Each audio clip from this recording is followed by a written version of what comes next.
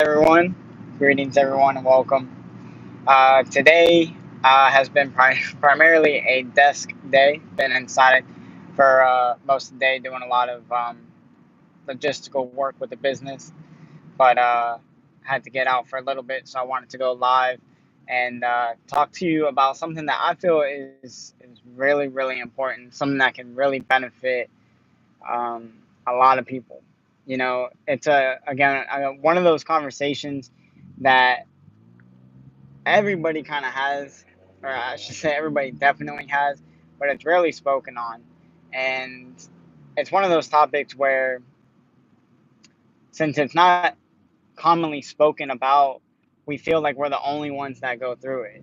And it's just not the case. So when it's brought to light, I feel, and my hopes and my beliefs are that a lot of people can gain from this, can gain from this and benefit a better understanding and perspective on the idea of belief. And a lot of times belief is it's a big challenge for a lot of us. And full transparency, it has been one of the biggest obstacles I've had to overcome in my life, because with belief, we have to move and operate in a manner that what we see within our minds, a vision for ourselves, for our families, for our business, whatever it is that we're looking to achieve in the future, we have to almost move and operate in a way that basically says that that stuff has already happened. It's already here. We have to have that belief, all the way down to our core, that what we're going after is achievable, and it's just really a matter of time and work and just really piecing it together. So that was always a big challenge for me, and there was some things that I've been able to trial and error. And I have this conversation a lot of times too with like the clients that I work with, as whether you're coming from a perspective where you're on an upswing, feeling really motivated and wanting to go take on the world, or maybe from another perspective, the other side of the coin, in a position where you're kind of low in life right now, and you're feeling like you need some type of change because you can't keep going in this in this manner and in this direction. So you need some type of change. We always, yeah, again, anything but on that spectrum from one end to the other, the people that I work with, um, we always somehow get to this conversation of belief. And again, like I said, it's something that we all go through. We all have these woes, and it's really stemmed a lot from our scarcity mindset. And the example that's associated with the scarcity mindset and the fact of having a lack of belief comes from the fact that we're always expecting and anticipating something bad to happen when we're hoping and looking for something good to happen. So for me, earlier today, I'm sitting at my desk and I'm putting together all these, you know, different variations of things and tools that I want to release to help benefit you guys. Things that I've had in my life, that, the experiences, the lessons that I've had, to be resources and to help people live their best life. And it's in that moment that as I'm piecing this stuff together, and I know how sincere and how true all the material that I'm piecing together is, and where it's come from. And I had that moment of having to have belief in it, because again, it's not completed yet, it's not in your hands yet, but it will be, one day, and I have to have belief in that. But I had that quick moment of, I should say, it was a little bit of probably like a 5 minute moment of really having to, work through a lot of those dangerous scarcity thoughts, um, where I was like, man, if I release this new ebook, or when I release my Head Start program, my face performance, and of course that is a possibility, and there's a whole other conversation that we can have on, just trying to present and bring positivity and stuff that benefits the world and each other. But in that moment, yeah, we have those thoughts, and it's for me, I've become very resilient at it because I had such a trial and error with it. There was just such a strong connection with those other thoughts. Where as soon as I wanted to believe in myself, or I wanted to believe in these steps that I wanted to take, they were just pretty much immediately shut down by those negative thoughts. So, yeah, a lot can be benefited by having positive thoughts and thinking, you know, of the bright side and the glass is half full. But it's always a situation that I find, especially working with my clients, where they're like, yeah, that's easier said than done. While I'm on the phone with you, it's a lot easier to say, yeah, yeah, yeah, I get it. That makes sense. Let me do that.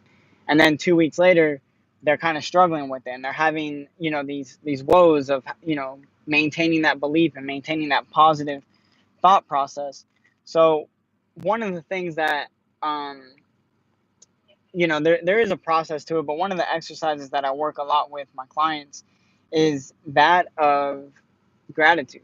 Gratitude I found is the biggest antidote to those hindering thoughts, to those thoughts that really create this limited perception of happiness and joy and the possibilities of the opportunities that we have in front of us.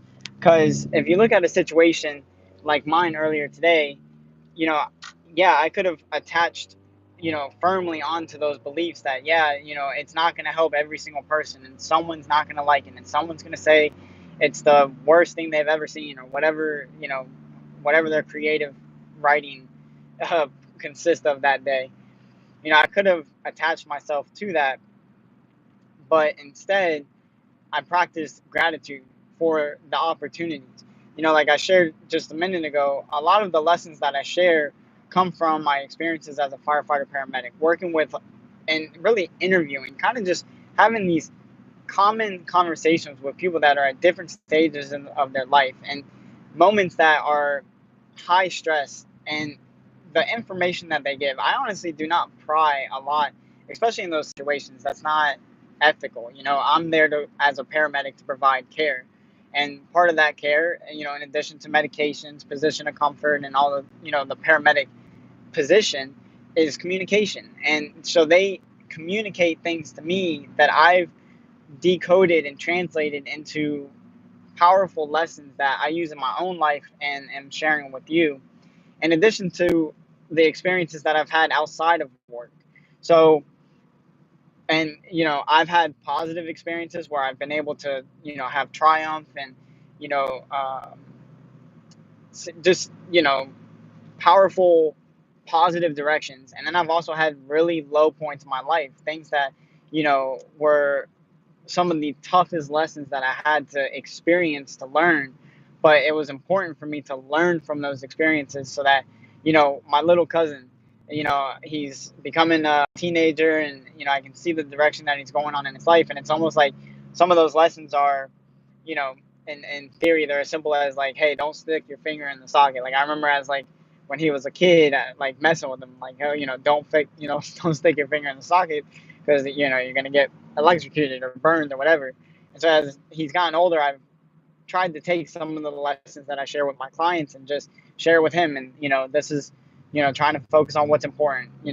What's important to him might be different than what's important to me, but it still follows the same attitude and the same mindset, same approach of knowing ourselves, of moving with clarity and understanding, exploring the path that's less traveled, exploring the path that is actually a little bit more work in the front, but more satisfying, more fulfilling, more uh, gratefulness in the long run, or provides more gratefulness in the long run. So, uh, like I said, it's just gratitude's been one of those powerful moments um, that really helps you triumph over those negative thoughts. As a kid, getting really transparent and vulnerable with you guys. One of the things, because as kids we operate in a different manner, a different code. We haven't experienced like life in full effect. We kind of are watching Disney movies and thinking that everything's a fairy tale, we don't have many worries or been through many experiences that show us, kind of the ebb and flow to life yet. And one of the first experiences I had of realizing that ebb and flow to life was when my dad got really sick. My dad had to have like uh, a very invasive cardiac surgery when I was pretty young. And it was at that moment that I started to associate when things were going good that something bad was going to happen. I was a kid, things were good. I was just hanging out, playing basketball, hanging out with my friends. Then next thing you know, I almost lost my dad. So for a long time, I was associating when things were going good that eventually something bad had to happen. But practicing gratitude helped me get through even that trauma as a child, because that's truly what it was. It was a trauma. Not you know not trying to put it easy or plainly. It was a trauma, and some of us have,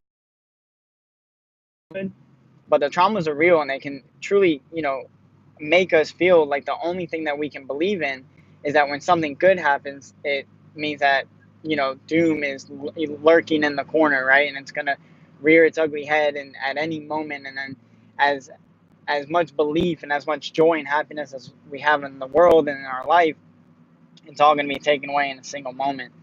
And practicing gratitude, the time that I get to spend with my dad, the Volkswagen that I'm building has a lot to do with that. I built that car. I have other cars that I love all cars, but that car I chose to be the car that I went through this entire process of restoring the car and having that opportunity to spend time with my dad and to spend time with my brother and my uncles and go to car shows. It was more of the gratefulness to have the opportunity to even be able to get that car, to have the opportunity to restore the car, and then now at this position, be able to enjoy that car with my dad, and all of that stuff of being able to attach to those opportunities to exercise gratefulness. It just absolutely triumphs and takes away all those negative aspects when we find ourselves in that position of trying to limit our beliefs. So I really wanted to share that with you guys today. It was something it hit me really strong, and I had a lot of clarity with it today, and really sat there and kind of talked myself through it, talked myself through the process of practicing, gratefulness, and realizing, I have this opportunity to help people, and I have the opportunity to share the information that's helped me in my life and helped me get to where I am in my life and where I'm getting ready to go, and that's going to provide opportunities to help other people as well. So you have the decision, just as much as you decide to attach to that worst case scenario and attach to the world's falling apart, and everything's going to fall apart, and that worst case scenario is going to show its ugly head. um, you have the opportunity, you have the decision to make where you can practice that gratitude. um, and it's almost like exercising. As you exercise it more and you practice it more and more, it almost becomes more of a reflex, so that as soon as you see yourself going down that track and seeing yourself thinking of that worst case scenario and attaching to it, you're able to get out of it. Because when we stick to it for too long, some of us can go years, even decades, of robbing ourselves of the opportunity of experiencing joy and happiness in our family and our friends, or the career paths that you truly want to pursue, or the goals that you want to achieve. We're really robbing ourselves of the opportunity to pursue that when we limit our beliefs. And like I said, just practicing that gratitude allows us what I have found to be the strongest approach to overcoming that and allowing ourselves the opportunity to be present in the moment and to truly experience that gratefulness and that happiness in the moment.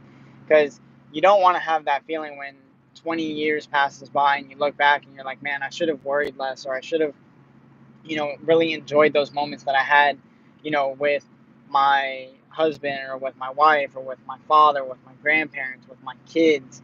One of the common conversations that people have, and where they feel this lack of belief, especially in today's world, is when it comes to their children.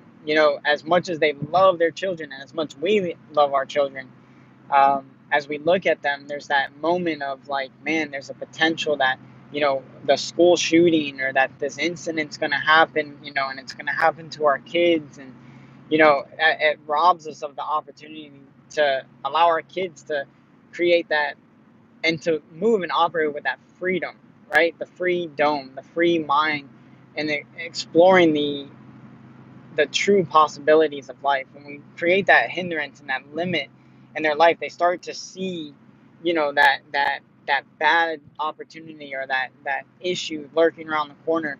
And as much as we don't want it in our lives, obviously we don't want it in our kids' lives or in our loved ones' lives. So it has to start with us before we can help others. Like in my personal situation, before I could even have this conversation with you, I had to experience it for myself. And I'm at that point now that today was that moment where I had to have that reflex and say, look, yeah, there is a potential. Chances are somebody is going to say it, and I accept that. I accept that maybe it's not going to help them, but the one person or 10 people it doesn't help, I'm hoping that it helps at least one person, because then that's worth it. And my belief is that it's truly going to help more than one person. So that's what's going to keep me moving and believing in this process. And I hope that you can attach and relate to what I am sharing with you, because uh, it's life changing, you know. And if there's ever a moment or a time in your life where you're looking for a coach or a mentor, I do offer those services. You can go to my website, jrsinspires.com. I have an information sheet on there. Like I said, this is something that I had to overcome in my own life. So I have the experience, and my goal is to help you as best as I possibly can, so that you can live a life with that freedom, that freedom, that free mindset to have belief and true happiness and joy in the moments and for the future, and think of the past and all of that. So, of course, those opportunities are there. If you want to follow me on social media, it's going to be Twitter and Instagram are at JRS Inspires, Facebook.com/JRS Inspires, and obviously my channel here on YouTube. I'm doing more live videos, as you can probably tell. It's just a little bit easier for me to do it this way, and I feel like it's more authentic and real. Um, which is really what I want you guys to see from me. So I thank you for your time. I thank you for, hearing this message. I hope that it gets to the point that you listen to this message, and that it's able to um, be something that you adopt, and that helps you in your present moment and in your future, for you and your family and your kids and everyone. So thank you for your time. Peace. And until next time, I'm Jonathan signing out. Peace.